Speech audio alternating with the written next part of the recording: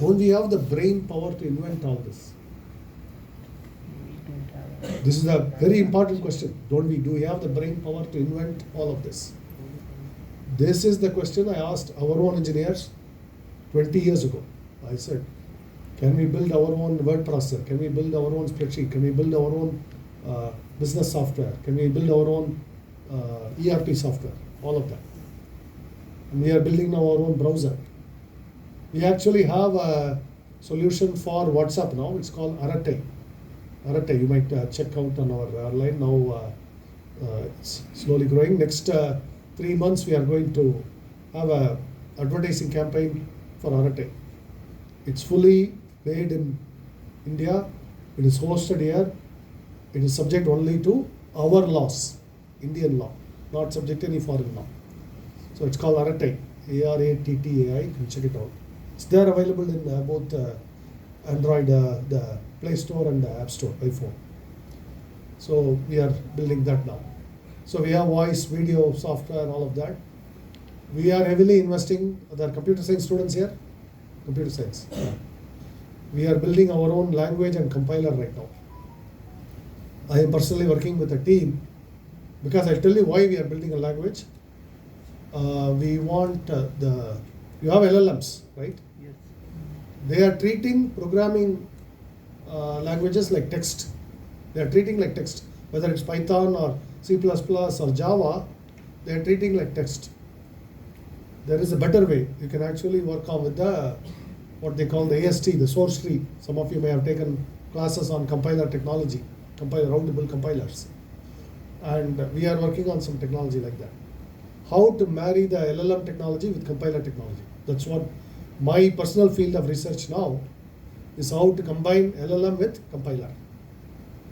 So I can only talk to engineering students about it. Because it's a very critical technology. Today, as you know, programming is getting automated. We need to own the technology. If we don't own the technology, nations that own the technology control us. That's the reality today of the world we live in.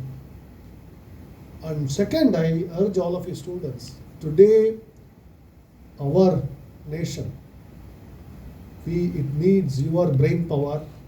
So please stay in Bharat, work for Bharat, work for improving our technology foundation, create startups, create employment, work in critical technologies.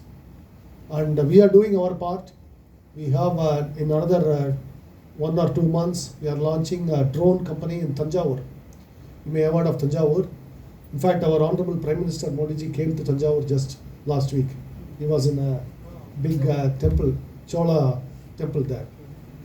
In fact, the temple he came to is called Gangai Konda Solvaram. This was a Chola king about 1,000 years ago. He brought water from the Ganges to that place.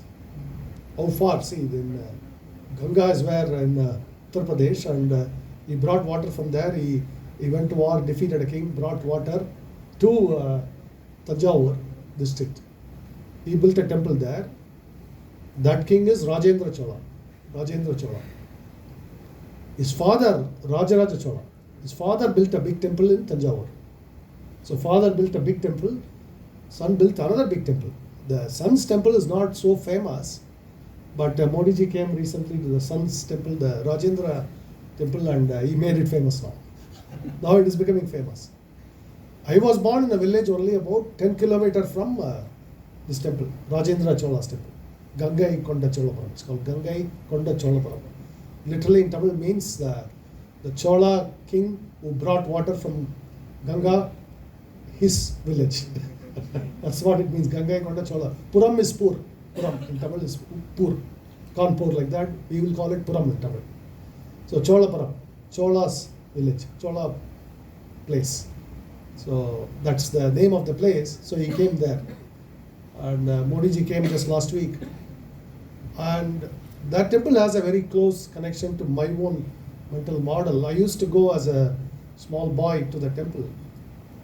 At that time, the temple was abandoned, no pujas. Even though it is 1,000-year-old, beautiful temple, still standing well, strong, abandoned. at that time. It's a remote village, and no pujas, nothing. All weed everywhere. Archaeological Survey of India took over the temple. It was like that. And I used to weep thinking about this, saying our 1,000-year history, we are wasting like this. We have this glorious history. This temple has stood 1,000 years here. And I used to feel we don't even know how to build anything that will stand 1,000 years today. This has stood 1,000 years with the stone. It's all fully stone. We are not even taking care of it. And I'm happy to say now they have restored the temple. Pujas happen regularly now. And now the Prime Minister came, so it has become also famous. So we are in this phase of rebuilding our nation. It's a form of rebirth now. And I used to feel Rajendra Chola was an inspiration for me. I said, he created a temple that stood for 1,000 years. What am I going to create? I used to ask myself, what can I create here? And that was actually a very important thing in my mental map. We have to create something for this nation. We have to create something that is lasting, that is long term. So that is how I got into, today we don't go to war, but we create companies.